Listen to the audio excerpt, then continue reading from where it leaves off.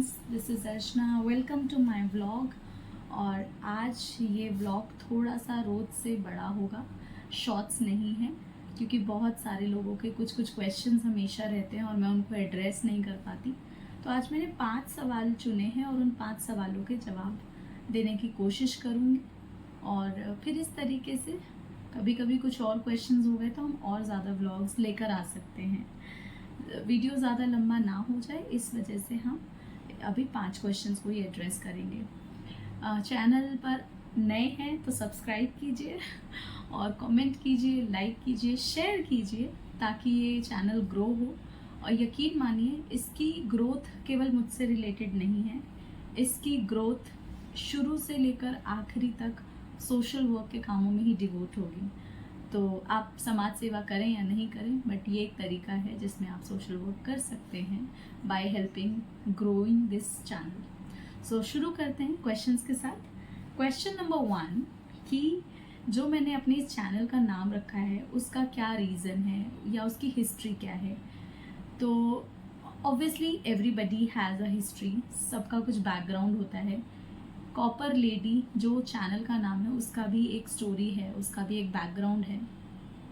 जैसे कि बहुत सारे लोगों को ऑलरेडी पता है कि मैं सोशल वर्क में काफ़ी सालों से इन्वॉल्व हूँ। तो बहुत सारे लोग मुझे मिलते रहते हैं, मुझसे मेरी स्टोरीज़ पूछते रहते हैं कि क्यों, कहाँ, कैसे शुरू किया ये सब कुछ। हालांकि आज इस बारे में बात नहीं होगी, इस बारे में अगर आपको जानना होगा तो आप प्लीज़ कमेंट कीजिएगा, तो मैं एक नया कोई वीडियो बना दूंगी। फ़िलहाल सिर्फ ये कॉपर लेडी के बारे में बात हो रही है कि उस नाम को क्यों रखा गया। तो जब मैं ऐसी स्टोरीज़ बताती हूँ तो मुझे आज से 6 से 7 साल पहले एक व्यक्ति मिला जो आज मेरी लाइफ में बहुत अच्छा दोस्त है। उसने मुझे ये नाम दिया था और उसने इस नाम को देते हुए इसका मीनिंग ये बताया था कि अर्चना, तुम वो काम कर रही हो जो समाज में पानी में बेसिकली कॉपर या तांबा जो है जो काम करता है, वो पानी में से अशुद्धियाँ निकालने का काम करता है, और तुम समाज की अशुद्धियों को दूर करने का काम कर रही हो, समाज को शुद्ध करने का काम कर रही हो। तो मुझे उसका जो प्यार, जो स्नेह उसने दिया मुझे, उसको रिस्पेक्ट करने के लिए ये नाम बहुत अच्छा लगा। प्लस मेरे लिए ये मोटिवेशन का सोर्स लगा। मुझे लगा मैं जितनी बार इस नाम को सुनूंगी मुझे हर बार याद रहेंगे मेरे लाइफ के ऑब्जेक्टिव्स, और मैं उनको बहुत अच्छे से फुलफिल करने के लिए, कमिटेड रहने के लिए कोई ना कोई एक्शन करती रहूँगी। तो इस नाम की स्टोरी ये थी।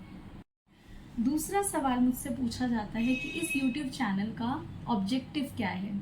तो देखिए, ऑब्जेक्टिव वगैरह कुछ सोचा नहीं मैंने, क्योंकि अगर सोचना ही था तो 6 साल पहले मैं ये काम शुरू कर सकती थी। 6 साल से मैं यूट्यूब स्टार्ट करना चाहती थी, बट क्या कंटेंट होगा, जो एक यूट्यूबर के लिए दिक्कत होती है शुरू में, इन्फ्लुएंसर के लिए, वही दिक्कत मुझे भी फेस करने को मिली। तो इस बार मैंने श्री हरि का नाम लिया और आगे बढ़ गई कि जो भी मेरी लाइफ में आता जाएगा, और मेरे को कैटेगरीज नहीं पता तो मैंने व्लॉगिंग चूज़ करी, क्योंकि व्लॉगिंग में आप सब कुछ दिखा सकते हैं। तो मुझे लगा कि मैं काफ़ी डाइवर्स हूँ लाइफ में, मेरी ऑक्यूपेशन, मेरे पर्सनल इंटरेस्ट बहुत अलग अलग, बहुत डिफ़र करते हैं, तो व्लॉगिंग में सब कुछ इन्वॉल्व हो जाता है। तो यही कारण था और यही केवल ऑब्जेक्टिव है कि थोड़ी सी खुशियाँ दे पाऊँ, थोड़ा सा लोगों को सेंसिटाइज कर पाऊँ, और थोड़ा सा लोगों को बता पाऊँ कि हम अपने लेवल पर भी छोटी छोटी चीज़ों में भी खुश हो सकते हैं और खुशियाँ बांट सकते हैं। तो शायद मैं ये जो कर रही हूँ, किसी को ये देख करके भी खुशी मिल सकती है और मुझे करने पर भी खुशी मिल रही है। और कोई भी ऐसी चीज़ जो हमारे आसपास हमें इंस्पायर करे और अच्छी हो रही हो, उसको दिखाना बहुत ज़रूरी है, और जो कि आजकल थोड़ा कम हो पाता है।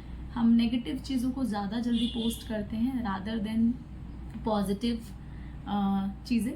तो मुझे लगा कि ठीक है, मैं हैप्पीनेस को स्प्रेड करना चाहती हूँ, तो इसका सिर्फ ऑब्जेक्टिव यही था। इसके साथ साथ एसोसिएटेड चीज़ें ये भी हैं कि मेरी पर्टिकुलर फील्ड यानी कि स्पेशल एजुकेशन की नॉलेज लोगों को कम है, तो मुझे लगा कि समय के साथ साथ मैं सोशल प्रॉब्लम्स में, एजुकेशन में, स्पेशल एजुकेशन में, डिसेबिलिटी सेक्टर में, या जिन चीज़ों में मैं फेस कर रही हूँ उन चीज़ों में अवेयरनेस अगर दे सकूँ, लोगों को जानकारी दे सकूँ या काउंसिल कर पाऊँ, तो मैं डेफिनेटली करूँगी। और मेंटल हेल्थ में उस भी एक टॉपिक है। तो समय के साथ साथ इन चीज़ों पर भी काम करने की इच्छा है। डिपेंड करता है कि मुझे सपोर्ट और हेल्प कितना मिलेगा। क्वेश्चन 3 मुझसे बहुत सारे लोग ये पूछने लग गए हैं, क्योंकि फर्स्ट वीडियो में मैंने बोला था कि I am not working anywhere and I am devoting my time to this particular organisation and this particular NGO। तो लोग बोलते हैं कि इससे पहले मैंने क्या जॉब की, या फिर तो मैं हमेशा से टीचिंग फील्ड में रही हूँ, वो मेरा ऑक्यूपेशन रहा है और मेरा पैशन सोशल वर्क रहा है। तो मैंने इससे पहले as a special educator, as a teacher, as a centre teacher या हेड काम किया है। उसके बाद मैंने 2 से 3 वर्ष तक किसी एक स्कूल में हेड मिस्ट्रेस और वाइस प्रिंसिपल की पोस्ट पर भी जॉब किया हुआ है। सो मेरा लास्ट जो प्रोफाइल है वो वाइस प्रिंसिपल की पोस्ट का ही प्रोफाइल है, which is all related to education only. और सोशल वर्क तो चलता रहता है, उसे मैं अपना व्यवसाय नहीं मानती, क्योंकि उससे मैं कमाती कुछ नहीं हूँ, बल्कि मेरा जो कमाया हुआ है वो इधर ज़रूर जाता है। पूछते हैं कि सोशल वर्क में मेरा एक्सपीरियंस कितना है, तो उसके लिए तो मुझे एक अलग सी वीडियो डालनी पड़ेगी, क्योंकि जब से मैं पैदा हुई हूँ, समझ लीजिए मैं ऐसे समाज में पैदा हुई हूँ जहाँ पर मुझे हर वक्त ये लगता था, जब से भी अकल आई है।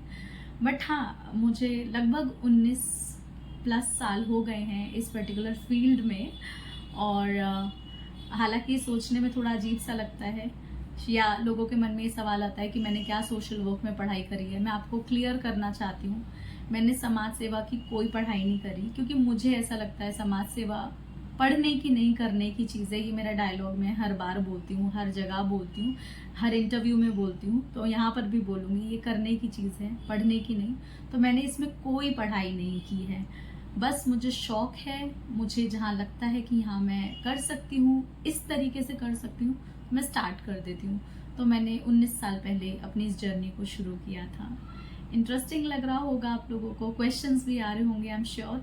वो कमेंट्स पे आप डालते जाइए, यकीन मानिए उन सबको इकट्ठा करके उनके भी आंसर्स आपको ज़रूर मिलेंगे। आखिरी और बड़ा सवाल मुझसे ये पूछा जाता है, क्योंकि जो वीडियोस आप लोग देखते हैं, आप देखते हैं कि बच्चों को रोज़ फ्रूट्स भी मिल रहे हैं, मिल्क भी मिल रहा है, स्टेशनरी भी मिल रही है, इनफैक्ट और भी जो उनकी नेसेसिटीज़ हैं वो भी हम लोग पूरा कर रहे हैं। तो बहुत सारे लोगों के मन में ये सवाल आता है कि फंड्स कहाँ से आ रहे हैं, पैसा कहाँ से आ रहा है, फाइनेंशियली कहाँ से चीज़ें जो हैं वो देखी जा रही है।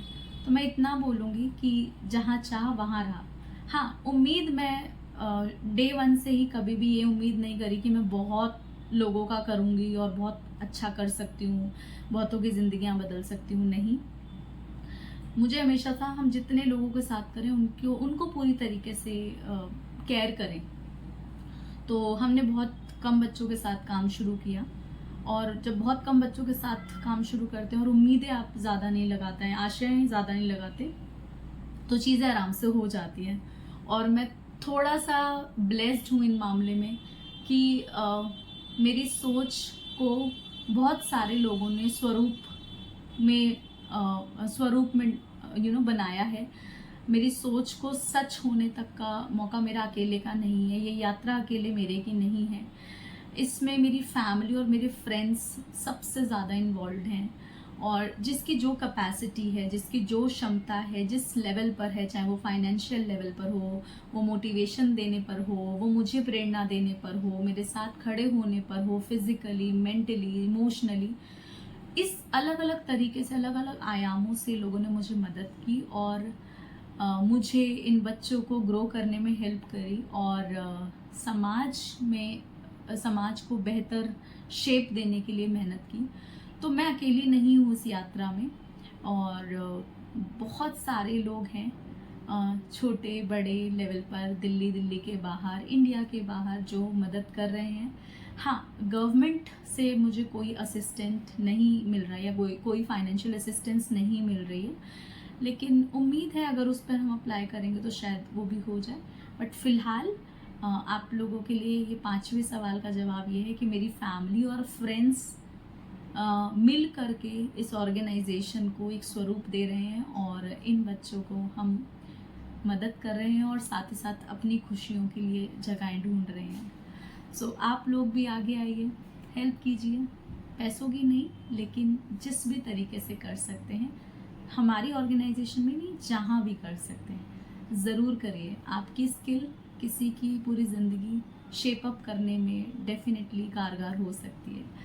So thank you so much मेरे इन क्वेश्चन आंसर्स राउंड को देखने सुनने के लिए। और दोबारा से बोलूँगी, please subscribe this channel. We need your support and we need your love. Thank you. जय श्री कृष्ण।